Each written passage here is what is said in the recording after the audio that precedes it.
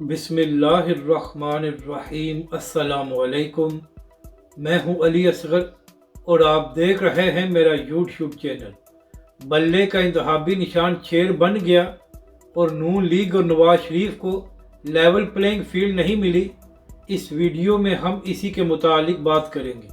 ناظرین کرام، آج کاشف عباسی نے اپنے پروگرام میں سوال کیا کہ آخر کیا وجہ ہے کہ جب سے پشاور ہائی کورٹ نے پی ٹی آئی کو بلے کا انتخابی نشان واپس دیا ہے تو نون لیگ کی جانب سے بڑے بیانات آ رہے ہیں، یہاں تک کہ آج شہباز شریف اور مریم نواز دونوں نے اس حوالے سے بیان دیا ہے۔ تو اس کا جواب دیتے ہوئے سینئر صحافی عارف حمید بٹی نے کہا کہ بلے کا انتخابی نشان نون لیگ کی چیر بن گئی ہے اور یہ لوگ جانتے ہیں کہ ہم عوام میں جانے کے قابل نہیں ہیں، تو لہٰذا اگر بلے کا انتخابی نشان نہیں ہوگا تو ان کے لیے فائدہ ہوگا۔ یعنی کہ ناظرین کرام، عارف حمید بٹی نے کہا کہ نون لیگ عوام میں جانے کے قابل نہیں ہے، کیونکہ جس طرح شہباز شریف نے 16 مہینے حکومت کی ہے اور جو حال اس نے پاکستان اور پاکستانی عوام کا کیا ہے، تو اس کے بعد نون لیگ یہی چاہ رہی ہے کہ انتخابات میں بلے کا انتخابی نشان نہ ہو۔ جبکہ دوسری جانب جوید لطیف صاحب نے اپنے ایک بیان میں کہا ہے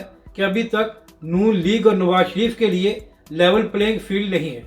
تو ناظرین کرام، نواز شریف صاحب کے کیسز ختم ہو رہے ہیں، اس کے علاوہ عمران خان صاحب نااہل ہیں، جیل میں ہیں، اور پی ٹی آئی کے بہت سے لوگ ان کا ساتھ چھوڑ کر چلے گئے ہیں اور پی ٹی آئی پر بہت سی پابندیاں ہیں۔ تو اگر اب بھی نون لیگ اور نواز شریف کے لیے لیول پلینگ فیلڈ نہیں ہے تو کیا نون لیگ یہ چاہتی ہے کہ بغیر انتخابات کے نواز شریف کو پرائم منسٹر بنا دیا جائے اور نون لیگ کو حکومت دی جائے، کیونکہ پاکستان کے عوام نے ان کو ووٹ نہیں دینا؟ ناظرین کرام، اس وقت سب کو نظر آ رہا ہے کہ لاڈلا کون ہے اور زیر عتاب کون ہے، مگر اس کے باوجود نون لیگ کا رونا ختم نہیں ہو رہا۔ تو اس سے یہی معلوم ہوتا ہے کہ نون لیگ بھی جانتی ہے کہ وہ پاکستانی عوام کے سامنے جانے کے قابل نہیں ہے، تو لہٰذا اب وہ بہانے بنا رہے ہیں اور کہہ رہے ہیں کہ عمران خان صاحب اب بھی لاڈلے ہیں۔ تو ناظرین کرام، اگر عمران خان صاحب اب بھی لاڈلے ہوتے تو کیا پی ٹی آئی کا یہ حال ہوتا؟ جبکہ دوسری جانب ناظرین کرام،